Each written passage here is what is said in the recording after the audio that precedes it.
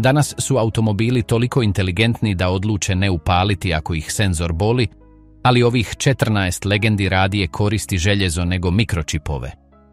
Iako će moderni električni automobili za 10 godina biti otpadni metal, ovi bezvremenski alati dizajnirani su da se naslijede, a ne recikliraju. Oni su pravi čelični ratnici koji prkose planiranoj zastarjelosti. Ne propustite broj 1 na našem popisu, jer je to jedino vozilo koje može preživjeti čak i elektromagnetski impuls. Krenimo. Broj 14. Toyota Corolla 4. generacija S70. Dugo prije nego što je Toyota postala globalni div kakav je danas, njezina reputacija izgrađena je na ramenima divova poput Corolle E70-ih, proizvedene između kasnih 70-ih i ranih 80-ih. Ovo je bila posljednja Corolla koja je zadržala konfiguraciju pogona na stražnje kotače u cijeloj ponudi, dajući joj mehaničku jednostavnost koju su moderni modeli s prednjim pogonom izgubili. Srce ove zvijeri pouzdanosti je K-serija ili T-serija motor. To su četverocilindrični motori s tako osnovnom arhitekturom da ih svatko s osnovnim alatom i uputama može održavati u savršenom stanju u vlastitoj garaži. Nema računala koja treba skenirati, nema složenih sustava izravnog ubrizgavanja koji se začepljuju lošom kvalitetom goriva. To je čisto strojarstvo. Ključ je ovdje tolerancija.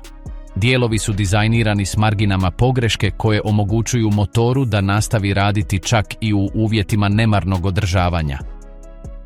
Broj 13. Chevrolet Caprice Classic. Da bismo zatvorili ovu prvu fazu, moramo govoriti o posljednjem velikom američkom krstarenju. Bilo je vremena kada je Detroit proizvodio automobile koji su izgledali kao bojni brodovi. Treća generacija Chevrolet Caprice Classic, proizvedena uglavnom između 1977. i 1990. predstavlja vrhunac General Motorsove platforme. Ovo je arhitektura karoserije na šasiji, potpuno ista kao ona koja se koristi u teškim kamionima. Prednost ovog dizajna je što šasija upija sva torzijska naprezanja i udarce ceste, dopuštajući karoseriji da pluta na njoj. To ne samo da pruža iznimno glatku vožnju, već osigurava da konstrukcija automobila ne pati od zamora metala tijekom desetljeća. Ispod ogromnog poklopca motora obično se nalazi 305 ili 350 kubičnih inča mali weight motor. Ove lokomotive su legende same po sebi. Rezervni dijelovi mogu se pronaći u bilo kojoj trgovini autodijelova na svijetu po suludim cijenama, a njihov je dizajn usavršen više od pola stoljeća. Broj 12. Treća generacija Honda Accorda. Kako je svijet ulazio u drugu polovicu 1980-ih, pojavio se japanski stroj koji je redefinirao što mehanička preciznost znači u potrošačkom vozilu. Treća generacija Honda Accorda, proizvedena između 1985. i 1989. nije bila samo prijevozno sredstvo. Bio je to remek dijelo ergonomije i učinkovitosti koje danas izgleda kao nešto iz laboratorija za izradu urara. Dok su se američke i europske marke još uvijek borile s prijelazom na složenu elektroniku, Honda je usavršila tehničku jednostavnost. Ovaj model poznat je po svojim uvlačivim prednjim svjetlima, estetskoj značajci koja mu je davala izuzetno nizak aerodinamički profil, poboljšavajući vidljivost vozača na način koji moderni automobili sa svojim debelim stupovima i visokim haubama ne mogu oponašati. Ali prava magija bila je ispod metala. Motor A serije, posebno dvolitreni A20, dizajniran je s gotovo obsesivnom pažnjom prema detaljima. Iako je riječ o interferencijskom motoru, kvaliteta izrade je toliko visoka da, uz redovitu promjenu remena bregastog kotača i kvalitetno ulje, blok može prijeći 500.000 km bez znakova umora u cilindrima. Broj 1. Volkswagen Beetle Cosa crta Vocho. Ne možete govoriti o vječnom inženjerstvu, a da ne odate počast dizajnu Ferdinanda Porschea, koji je mobilizirao cijele kontinente. Volkswagen Buba, u mnogim zemljama od milja poznata kao Voho, vrhunski je primjer da je manje više. Njegova proizvodnja trajala je više od 60 godina, završivši tek 2003. godine u tvornici u Puebli, Meksiko. Ključ njegove besmrtnosti leži u arhitekturi koja odbacuje ono što obično ubija moderne automobile. Sustav tekućeg hlađenja. Zračno hlađeni četverocilindrični bokser motor je pravo djelo minimalističkog genija. Bez hladnjaka, vodene pumpe, crijeva ili termostata, Beetle istovremeno uklanja 50% uobičajenih uzroka kvara automobila. Održavanje je toliko jednostavno da se s velikom istinom kaže da se cijeli motor može rastaviti osnovnim ključevima i odvijačem u nedjelju poslije podne. Stalni protok zraka preko rebara cilindara omogućuje automobilu vožnju u pustinskim klimama ili polarnim zimama bez ključanja ili smrzavanja rašladne tekućine. Broj 10. Peugeot 504. Ako je Mercedes-Benz dvojno V123 kralj njemačkih cesta, Peugeot 504 je, bez sumnje, lav afričkih cesta. Lansiran krajem 1960-ih i proizveden pod licencom u raznim dijelovima svijeta do sredine 2000-ih, ovo francusko vozilo steklo je reputaciju u najtežem terenu na planetu Zemlji. Nije to bilo zbog elegancije, iako je dizajn naručen Pininfarini bezvremenski, već zbog ovjesa koji kao da ignorira zakone fizike. Robusnost 504 je legendarna. Na mjestima gdje je asfalt mit, a kamenje veličine nogometnih lopti, ovaj Peugeot postao je jedino vozilo koje je moglo držati korak. Njegova tajna leži u iznimno dugom hodu ovjesa i stražnjoj osovini, koja je praktički neuništiva. Mehaničke komponente, poput dvolitrenog benzinskog motora ili neuništivog dvotočkastog trolitrenog dizela, dizajnirane su s pretjeranim sigurnosnim marginama. Stijenke bloka motora su debele, a sustavi filtracije dizajnirani su da se nose s finom prašinom i vrlo lošom kvalitetom goriva. Novi broj, Jeep Cherokee Equus Jota. Jeep Cherokee Equus Jota, proizveden između 1984. i 2001. mnogi smatraju savršenom točkom ravnoteže između putničkog automobila i ratnog tenka. Bio je jedan od prvih kamiona koji je koristio monokok dizajn umjesto tradicionalne šasije s ljestvama, što ga je činilo istovremeno laganim i krutim. No pravi protagonist ove priče je njegov motor. Redni šesterocilindrični motor od 4,0 litre. Ovaj blok je široko priznat kao jedan od najpouzdanijih motora ikad proizvedenih na američkom tlu. Njegov dizajn je staromodan, s ventilima iznad glave i lancem zupčastog sustava koji, u normalnim uvjetima, traje koliko i ostatak vozila. To je motor visokog okretnog momenta koji ne mora puno vrtjeti da bi isporučio snagu, što tijekom godina drastično smanjuje unutarnje trošenje. Cherokee Equus Jota poznata je po svojoj sposobnosti da nastavi funkcionirati čak i kada su njezini vanjski dijelovi u stanju napuštenosti. Njegove krute osovine s oznakom dana, iz prijeda i straga, izrađene su od čvrstog željeza koje mogu izdržati napore u teškim terenskim vožnjama bez savijanja ili prigovaranja. To je vozilo koje se popravlja zdravim razumom i osnovnim alatima. Nije neuobičajeno vidjeti primjerke s 4 ili 500 tisuća kilometara koji se i dalje koriste za planinske ekspedicije svakog vikenda. Na tržištu preplavljenom računalno upravljanim plastičnim pikapovima s pogonom na sve kotače, Equus Jota stoji kao podsjetnik da prava sloboda dolazi od čelika, rednih šestocilindričnih motora i mehaničkog prijenosnog kućišta. Broj 8 Ford Crown Victoria. Ako postoji vozilo koje definira snagu američkog čelika u modernom dobu, to je Ford Crown Victoria. Nije to samo auto. To je ultimativni radni alat koji je desetljećima mobilizirao policijske snage i taksi flote diljem cijelog kontinenta. Izgrađen na Fordovoj platformi Pantera, ovaj sedan predstavlja filozofiju konstrukcije koju je današnja automobilska industrija potpuno napustila. Šasiju neovisnu o karoseriji. Ova arhitektura, slična onoj kod teškog kamiona, omogućuje mu da apsorbira udarce i strukturni zamor koji bi uništio bilo koje moderno monokok vozilo. Ispod ogromnog poklopca motora nalazi se četverotočkasti 6-litreni modularni V8 motor. Nije motor dizajniran za čistu brzinu, već za apsolutnu dosljednost. Sposoban je raditi 20 sati dnevno na nepovoljnom suncu ili na polarnoj hladnoći, uvijek održavajući stabilnu radnu temperaturu. U svijetu flota uobičajeno je vidjeti jedinice s 800.000 km na brojaču, a koje još uvijek zadržavaju originalni motor i prijenos. Četverostupanjski automatski mjenjač jednako je grub, dizajniran da izdrži policijske potjere i stalno pokretanje i kočenje u gustom gradskom prometu bez posustajanja. Unutrašnjost Crown Victoria spomenik je funkcionalnosti. Sjedala su prostrana, a unutarnji prostor toliko velik da vam omogućuje rad u njima 12-satne smjene, bez da tijelo pati od iscrpljenosti skučenih prostora.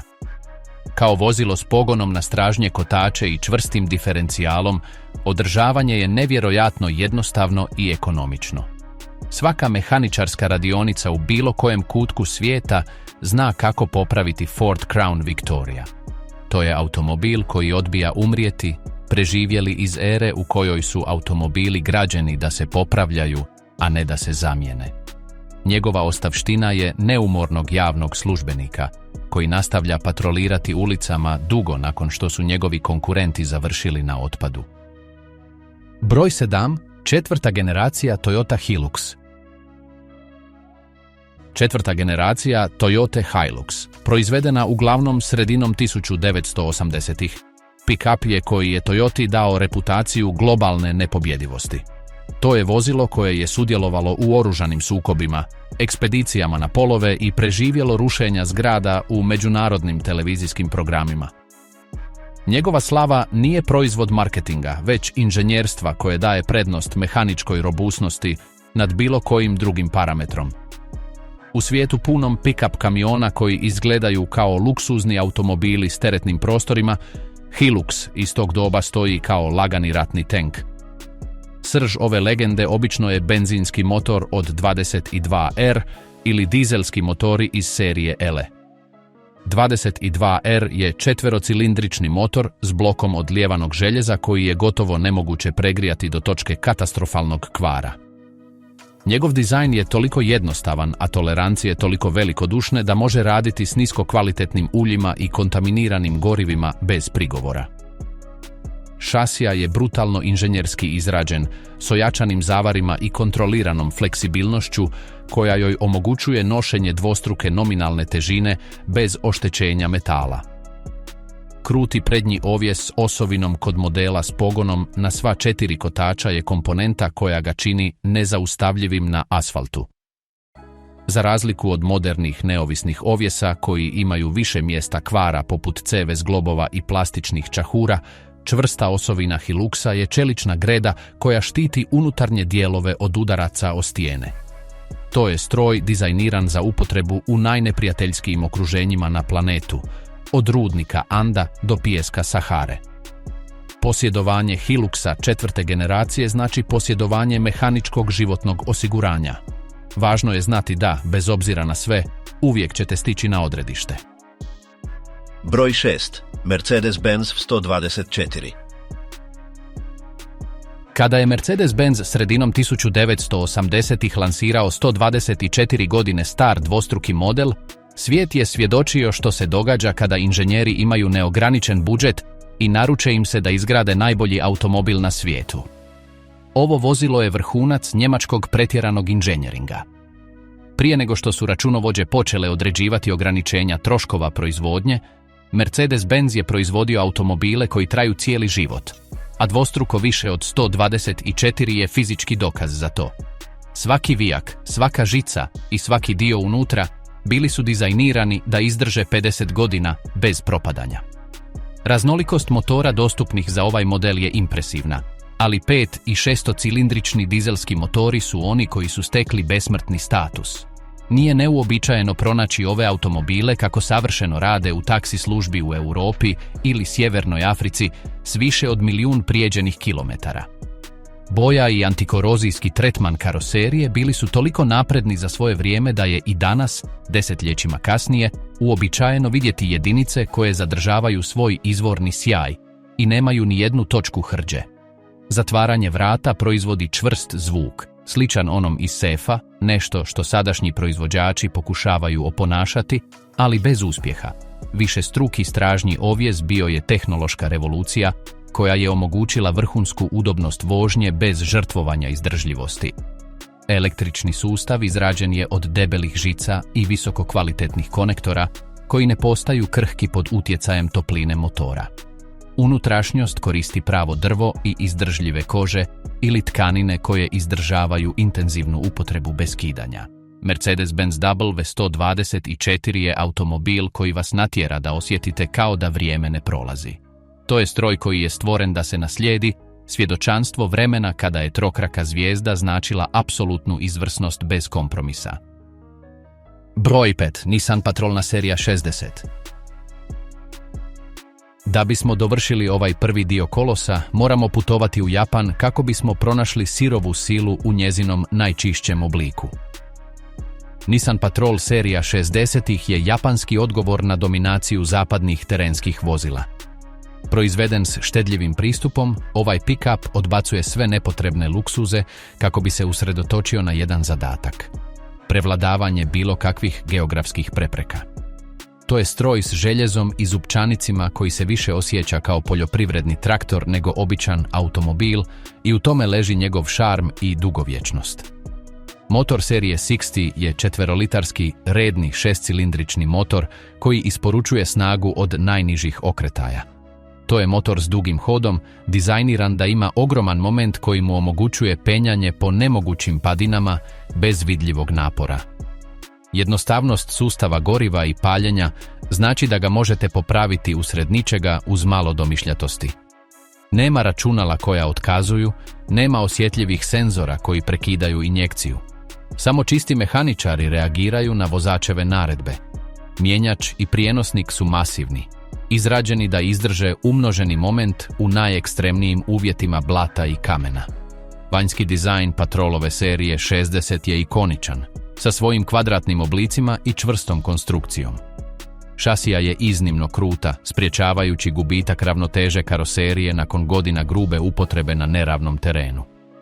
U mnogim zemljama, Patrolna serija 60 je vozilo izbora za poljoprivrednike i stočare kojima je potreban stroj koji ih nikada neće ostaviti na cjedilu. To je vozilo koje zahtijeva poštovanje zbog tehničke iskrenosti. Ne pretvara se da je sofisticiran, već se pretvara da je vječan. Ona je utjelovljenje japanskog duha otpora, alata koji je desetljećima dokazivao da je sirova sila dobro primijenjena najbolja obrana protiv protoka vremena. Broj 4. Dodge Ram prve generacije. Da bismo razumjeli zašto ovaj kamion zauzima mjesto na postolju besmrtnosti, ne smijemo gledati njegovo tijelo, već ono što živi ispod haube. Krajem 1980-ih Dodge je donio odluku koja će zauvijek promijeniti povijest pick-upova. Ugradio je motor teškog traktora u vozilo za masovno tržište. Radi se o Cummins dizelskom motoru sa 6 cilindara u nizu i 12 ventila.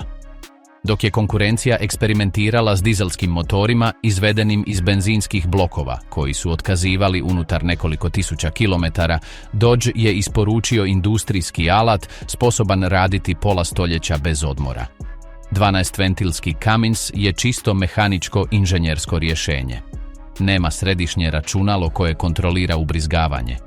Koristi mehaničku pumpu koja bi mogla raditi čak i ako električni sustav vozila potpuno nestane. To je motor koji se ne mjeri u konjskim snagama, već u životnim ciklusima. Entuzijasti ovih kamiona često kažu da se motor jedva stabilizira kad dosegne 300.000 kilometara.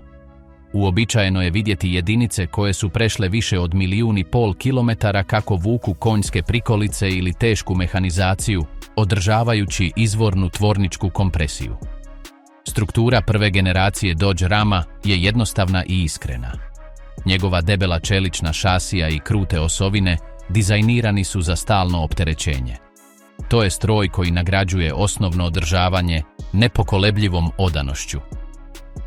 Iako je unutrašnjost spartanska, a unutrašnjost jednostavna, mehanička cjelovitost je apsolutna.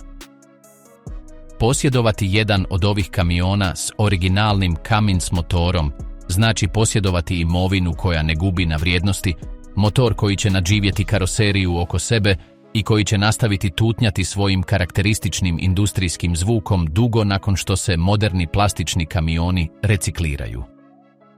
Broj 3. Land Rover serija 3 i Defender. Ako postoji vozilo koje je mapiralo najmračnije i najudaljenije kutke planeta, to je Land Rover. Bilo pod nazivom serije 3 ili kasnijem imenom Defender, ovaj stroj predstavlja bit ljudskog istraživanja. Njegov dizajn nije se značajno mijenjao desetljećima iz vrlo jednostavnog razloga. Funkcionalna savršenost ne treba estetske nadogradnje. Izrađen s aluminijskim tijelom na čeličnoj šasiji, Land Rover je dizajniran za popravak usred džungle pomoću osnovnih ključeva i čekića. Čarolija Defendera leži u potpunom nedostatku pretencioznosti. Svaki panel karoserije je ravan rad i jednostavne zamjene, a izložene zakovice podsjećaju da je ovo alat, a ne luksuzna igračka. Njegovi dizelski motori, osobito legendarni 300 TDI, poznati su po sposobnosti rada na vrlo niskokvalitetnim gorivima koja se nalaze u najudaljenijim dijelovima Afrike ili Azije. Pogon na sve kotače je remek dijelo izdržljivosti, sposoban voziti vozilo kroz pješčane dine, duboke močvare i zaleđene planinske prijevoje gdje bi bilo koje drugo vozilo odustalo. Land Rover nije samo prijevoz, to je produžetak volje svog vozača. To je vozilo koje vam omogućuje da odete tamo gdje nitko drugi ne može, a najvažnije jamči da ćete se moći vratiti. Njegova dugovječnost je legendarna, jer arhitektura omogućuje gotovo beskonačnu obnovu. U rukama vlasnika koji razumije mehaniku, Defender može trajati 100 godina. To je standard čiste avanture. Stroj koji je služio vojskama, humanitarnim organizacijama i usamljenim istraživačima, dokazujući da je jednostavnost najviši stupanj tehničke sofisticiranosti. Broj J. Devia, Toyota Land Cruiser 40 Series. Toyota Land Cruiser Series 40 je vozilo koje je natjeralo svijet da ozbiljno shvati japansku automobilsku industriju. To je predak nepobjedivosti, stroj koji je koncept vojnog vozila podigao na razinu kvalitete konstrukcije dosad viđenu. Dok su drugi proizvođači izrađivali vozila koja su hrđala ili se rastavljala od vibracija, Toyota je koristila vrhunske čelične legure i proizvodne procese toliko precizne da ti kamioni izgledaju kao da su isklesani iz jednog bloka metala. Ispod haube nalaze se motori benzinske serije EF ili dizelske serije B. To su motori s niskim okretajima, ali s nevjerojatnom toplinskom i mehaničkom otpornošću. Prijenos i diferencijali su predimenzionirani, dizajnirani da izdrže opterećenja momenta koja bi slomila komponente modernog vozila. 40 serija ne poznaje metalni umor. Možete je voziti kroz najtoplije pustinje ili najvlažnije tropske krajeve, a ona će i dalje reagirati jednako točno kao onog dana kad je sišla s proizvodne trake 70-ih. Vrijednost Land Cruiser Series 40 danas znatno premašuje njegovu izvornu cijenu, ne samo iz nostalgije, već i zato što su ljudi shvatili da se ovakvi strojevi nikada više neće proizvoditi. To je vozilo koje pruža snažnu povezanost s cestom. Svaka promjena brzine, svaki okret volana i svaka vibracija motora govore vam o stanju stroja. To je zlatni standard japanske izdržljivosti. Predmet koji prkosi zakonima zastarjelosti i postao je univerzalni simbol apsolutne pouzdanosti na 5 kontinenata. Broj 1. Mercedes-Benz G-klasa 460. Dosegli smo vrh piramide otpora. Mercedes-Benz G-klasa u svojoj originalnoj dvostrukoj verziji ima 460 primjeraka, vojno je podrijetlo vječnosti. Izvorno zamišljeno za uporabu u oružanim snagama, ovo vozilo je dizajnirano s jedinstvenom premisom. Mora biti sposobno djelovati u uvjetima totalnog rata desetljećima. Nije bilo kompromisa u udobnosti, aerodinamici ili troškovima proizvodnje. Rezultat je najizdržljivije putničko vozilo koje su ljudi ikada masovno proizveli. Ono što G-klasu čini superiornijom od svih drugih jest gustoća njezine inženjerske strukture. Šasija je znatno deblja od bilo kojeg konkurenta, a svaki mehanički dio dizajniran je da traje 3 puta duže nego što je potrebno. Ručno zaključavanje diferencijala omogućuje vozilu da se nastavi kretati naprijed, čak i ako su 3 od 4 kotača izgubila prijanjanje, što je mehanički podvig koji se izvodi bez korištenja jedne linije računalnog koda.